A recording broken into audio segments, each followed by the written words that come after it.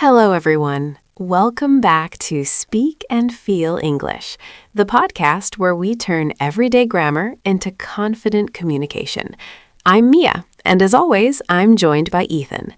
Today, we are diving into one of the most essential verb families in English: have, has, and had. These small words appear everywhere, from casual conversation to professional writing, and yet many learners feel uncertain about when to use each one. That is absolutely true, Mia. These verbs are deceptively simple because learners often first encounter them as vocabulary words meaning possession, like I have a book or she has a car.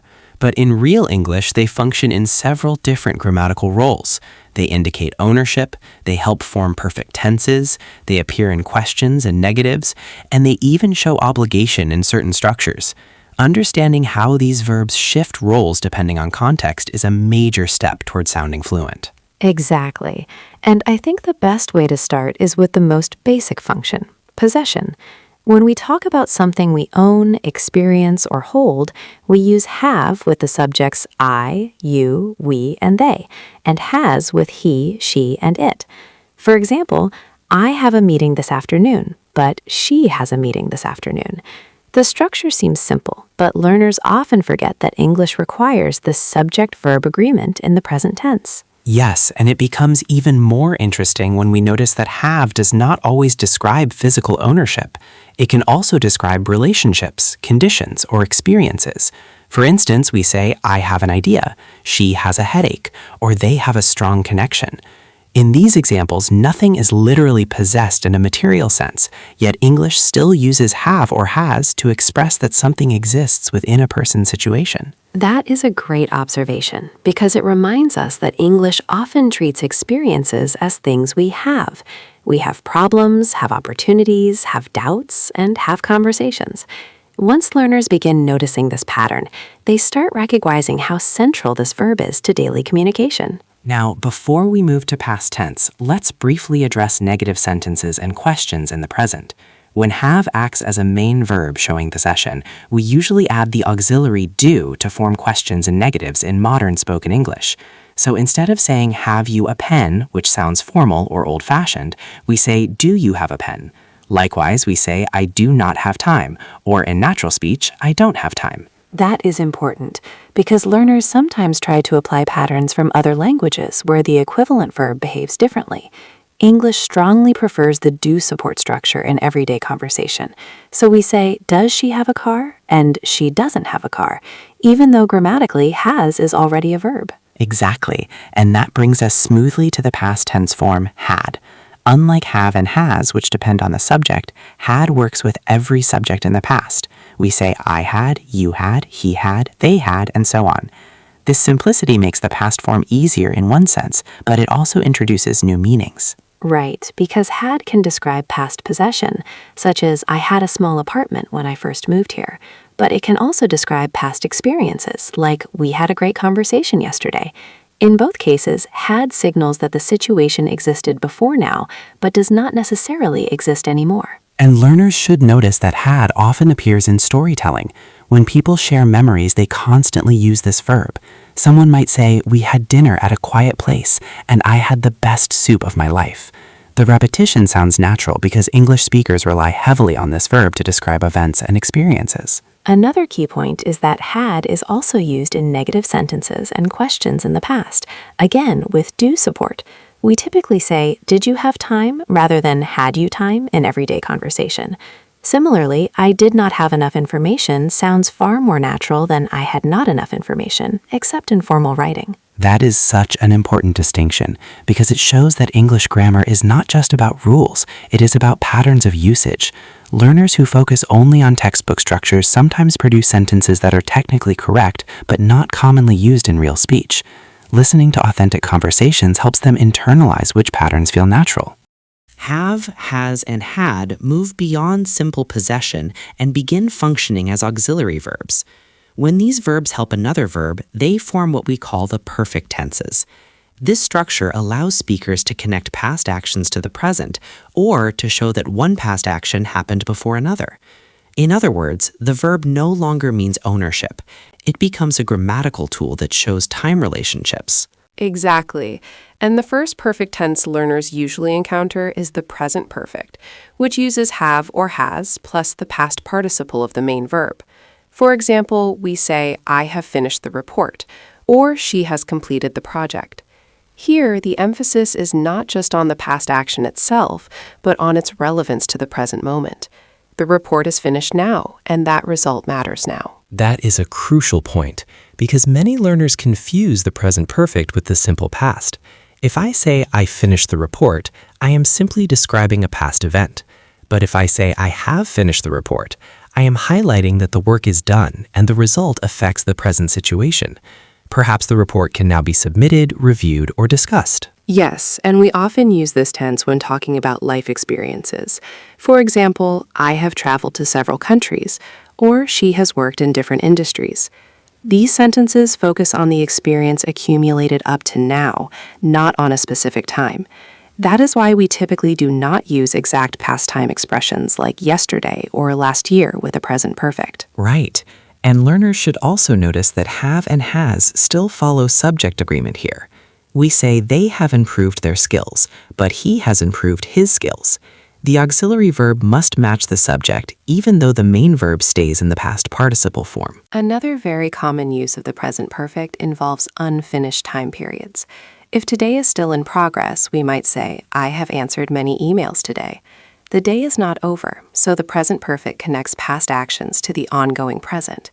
This nuance helps speakers communicate subtle timing relationships without long explanations. Now, once learners feel comfortable with the present perfect, they can move to the past perfect, which uses had plus the past participle. This tense is used when we talk about two events in the past and want to show which happened first.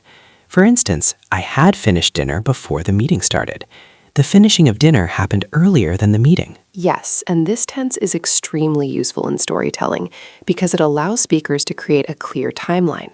Imagine someone saying, she realized she had left her keys at home. The realization happened later, but the leaving happened earlier. Without the past perfect, that sequence might be confusing. And one thing learners often appreciate is that had stays the same for all subjects in the past perfect. We say I had seen, you had seen, they had seen, and so on. That consistency removes one layer of complexity, allowing learners to focus on understanding the timeline rather than worrying about subject agreement. There is also an important listening skill connected to these tenses. In natural speech, contractions are extremely common. Instead of saying I have finished, speakers often say I've finished. Instead of she has completed, we hear she's completed. And I had already told you often becomes I'd already told you. Recognizing these shortened forms is essential for comprehension. Absolutely, because learners sometimes fail to recognize the auxiliary verb when it is contracted. They hear I've been working and focus only on been working, missing the fact that have is still present and shaping the tense. Training the ear to notice these patterns makes listening much easier. We should also briefly touch on negatives in the perfect tenses. These are straightforward. We simply add not after the auxiliary verb. So we say, I have not finished, she has not replied, or they had not understood the instructions. In natural speech, these often become haven't, hasn't, and hadn't, which sounds smooth and conversational. And questions follow the classic inversion pattern, where the auxiliary verb moves before the subject. For instance, have you completed the task? Has she arrived yet? Or had they spoken before the meeting? Once learners understand this pattern, they can form questions confidently in both formal and informal contexts. So at this stage, listeners should see that have, has, and had perform two major roles. They can act as main verbs, showing possession or experience, and they can function as helpers that build perfect tenses.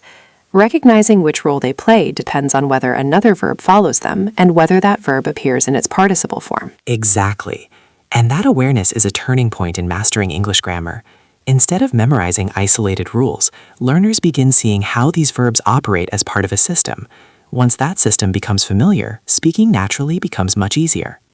In everyday English, speakers frequently use have to or had to when they want to say something is necessary or required. For example, I have to submit this report today communicates obligation, not possession. That distinction is important because learners sometimes assume that have always indicates ownership. But in this structure, it functions almost like a modal verb. When I say she has to attend the meeting, I am not talking about something she owns. I am saying that attendance is required.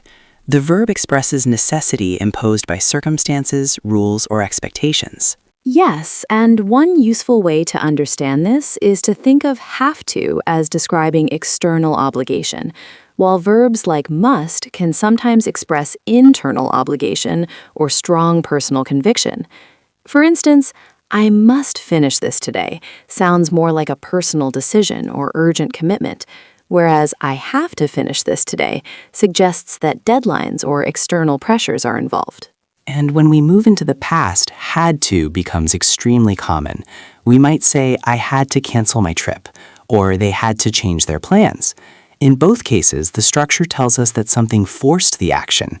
Perhaps the situation changed or new information appeared, making the original plan impossible. Another interesting point is that the negative form of this structure changes the meaning significantly. I do not have to work tomorrow means there is no obligation. It communicates freedom. But I must not work tomorrow implies prohibition, meaning I am not allowed to work. Understanding this difference helps learners avoid misunderstandings in professional settings. That is such a valuable distinction, especially in workplace communication. Saying you do not have to attend sounds reassuring, while you must not attend sounds strict and even disciplinary. The same verbs can shape the emotional tone of a sentence, not just its grammatical structure. Now, besides obligation, have also appears in many everyday expressions that learners encounter constantly. For example, we say have breakfast, have a meeting, have a discussion, or have a break. These phrases use have as part of a natural collocation rather than as a literal verb of possession. Exactly. And this is where exposure to authentic conversation becomes essential. No rule alone can teach every expression. Learners simply begin noticing that English uses have to describe activities and experiences. Someone might say, let's have a quick chat, or we had a productive session earlier. These phrases sound natural because they reflect patterns repeated across the language. And this connects to fluency, because fluent speakers rely heavily on such patterns. Instead of constructing sentences word by word, they draw on familiar combinations. When learners start recognizing these combinations, their speech becomes smoother and more confident. We should also mention the structure have something done, which is often used to describe services performed by someone else. For example, I had my car repaired, or she has her reports reviewed before submission.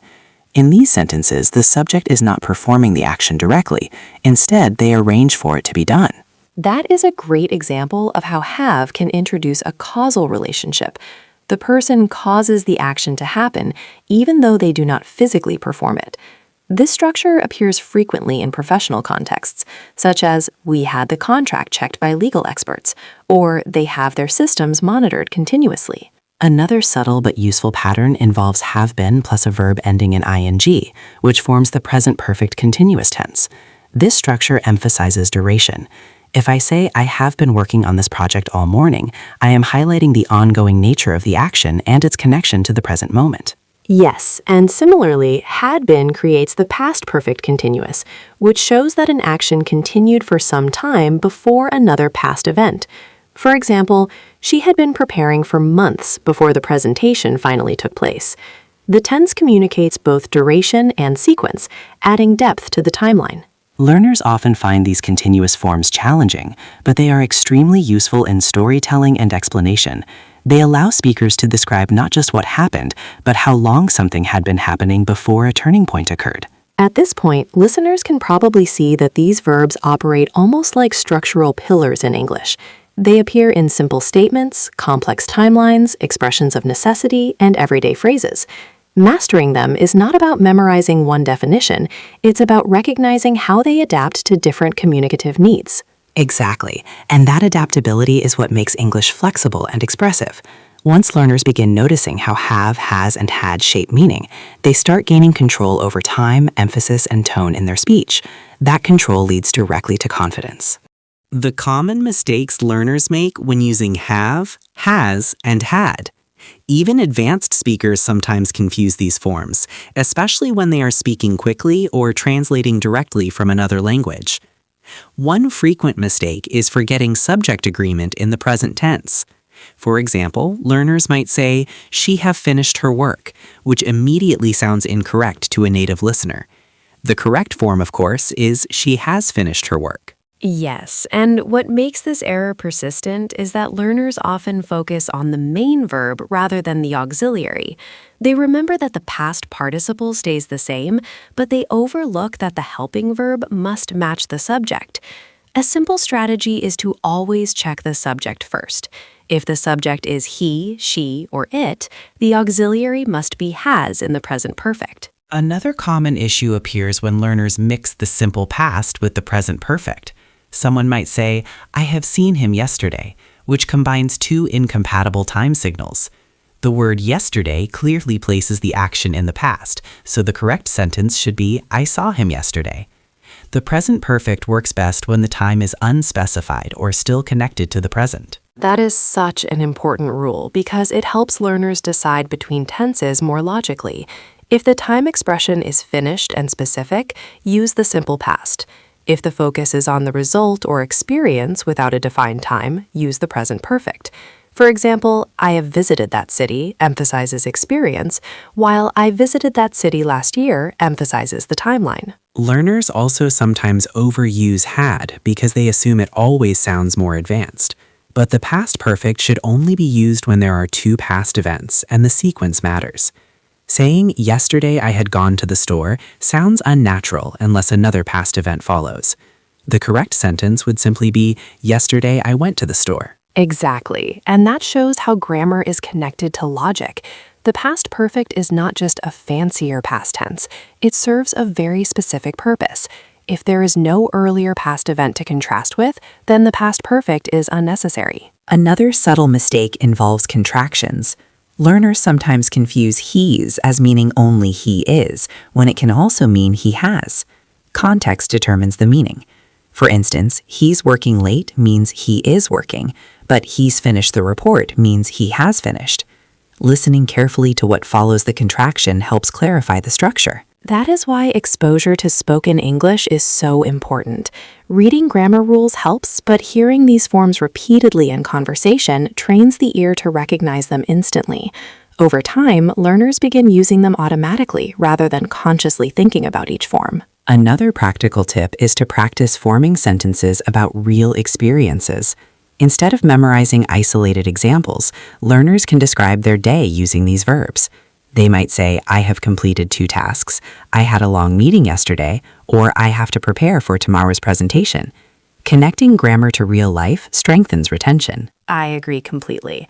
Language becomes natural when it reflects actual communication.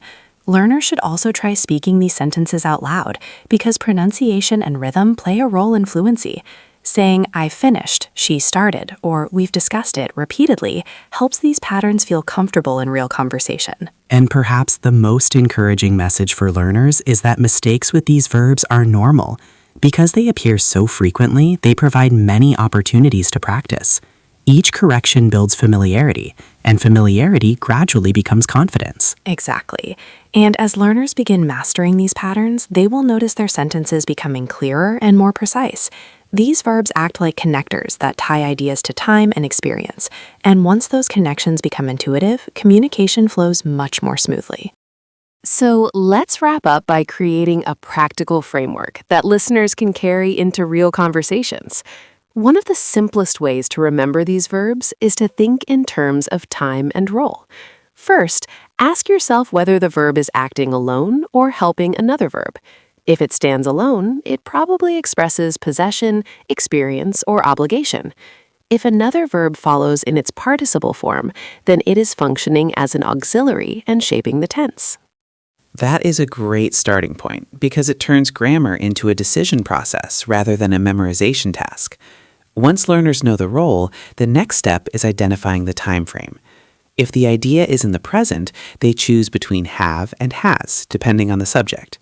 If the idea belongs entirely to the past, then had becomes the natural choice. Exactly. And this decision tree works in most everyday situations. For example, if someone wants to describe a current responsibility, they might say, I have to finish this today. If they want to describe a completed action connected to now, they could say, I have finished the task. And if they are talking about something that happened earlier, they might say, I had finished the task before the meeting began. Another helpful habit is paying attention to signal words and context. Words like already, yet, ever, and since often appear with the present perfect, while phrases like before, after, or by the time often signal the past perfect. Recognizing these clues helps learners select the correct structure more quickly. And beyond grammar, these verbs also influence tone. Saying, I have completed the work sounds more formal and result-focused than I completed the work. Meanwhile, saying I had completed the work before the issue appeared sounds analytical and structured, which can be very effective in professional communication. That awareness of tone is what transforms grammar into communication skill. Once learners understand not just the rules, but the effect of each choice, they can tailor their language to suit interviews, presentations, emails, or casual conversation. So, if we were to summarize today's lesson in one sentence, it would be this. Have, has, and had are not just verbs. They are tools for expressing time, experience, responsibility, and results. Mastering them means gaining control over how you describe your past, your present, and the connections between them. And that mastery does not come from memorizing charts. It comes from noticing patterns, practicing regularly, and listening to how fluent speakers use these verbs naturally. Over time, the forms stop feeling like grammar rules and start feeling like instinct. We hope this conversation has helped you feel more confident about using these verbs in your own speech and writing. Try using them today in real sentences about your work, your plans, or your experiences, and you will quickly see how powerful they are. Thank you for spending this time with us and continuing to build your English step by step. And if you enjoyed this episode and want more lessons that make English feel natural and practical, make sure to subscribe to the channel, share the podcast with other learners, and keep practicing with us here at Speak and Feel English.